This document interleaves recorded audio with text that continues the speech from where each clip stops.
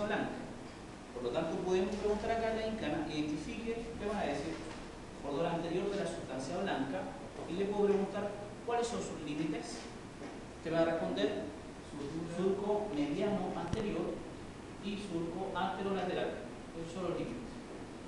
El cordón lateral de la médula espinal está limitado por el surco mediano anterior y el surco posterolateral.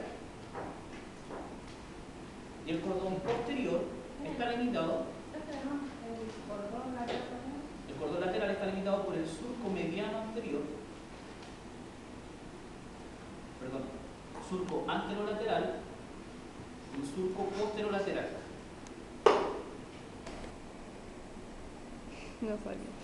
Los límites del cordón posterior está dado por el surco mediano posterior y el surco posterolateral.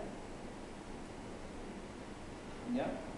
Dentro de este cordón posterior está el fascículo gracil, que es medial, y el fascículo uniforme, que es lateral.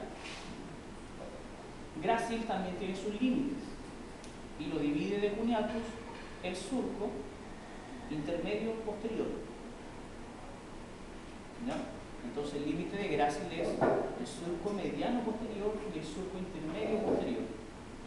El límite de cuneatus es el surco intermedio posterior y el surco posterolateral. Eso es la sustancia blanca. La sustancia gris debemos reconocer el asta posterior, el asta lateral, el asta anterior. En la zona central está el canal medular o canal del epéndido, ¿ya? Donde circula la cefalorraquídeo. En esta zona, donde emergen estas raíces, primero se llaman radículas, anterior y posterior.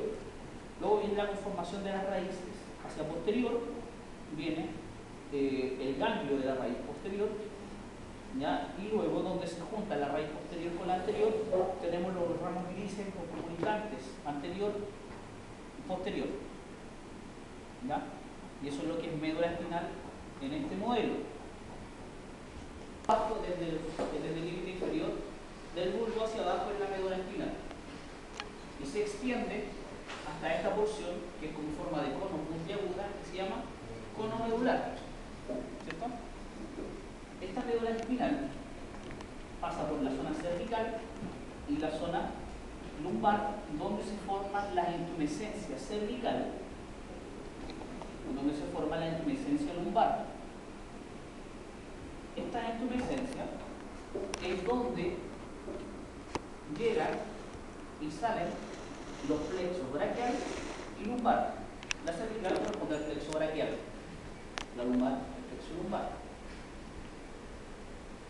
Además, en la zona central de este cono medular se extiende como un cordón fino muy delgado una proyección de la tira madre que se llama filum terminal, que es la parte más central, en que está este paquete grande de zona nerviosa, se llama caula equina o cola de caballo.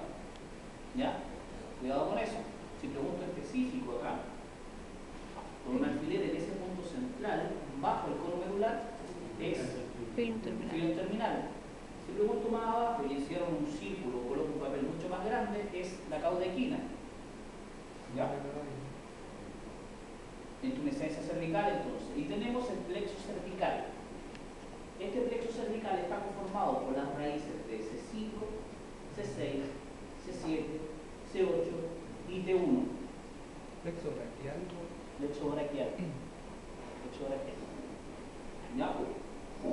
La raíz de C5 y C6 se forma para formar el tronco superior.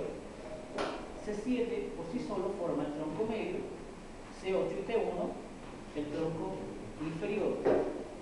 Cada uno de estos troncos tiene divisiones anteriores y posteriores. ¿Ya? Una división anterior y una posterior. Una anterior, una posterior, una posterior y una anterior. La división anterior del tronco superior y del tronco medio forman el fascículo lateral. La división anterior del tronco superior y la división anterior del tronco medio forman el fascículo lateral. La división posterior de los tres troncos forman el fascículo posterior. y la división anterior del tronco inferior forma el fascículo medial. De cada uno de estos fascículos se desprenden los ramos terminales que ustedes deben reconocer y que aparecen en el miembro superior y que vamos a identificar el nervio mediano, el nervio radial, el nervio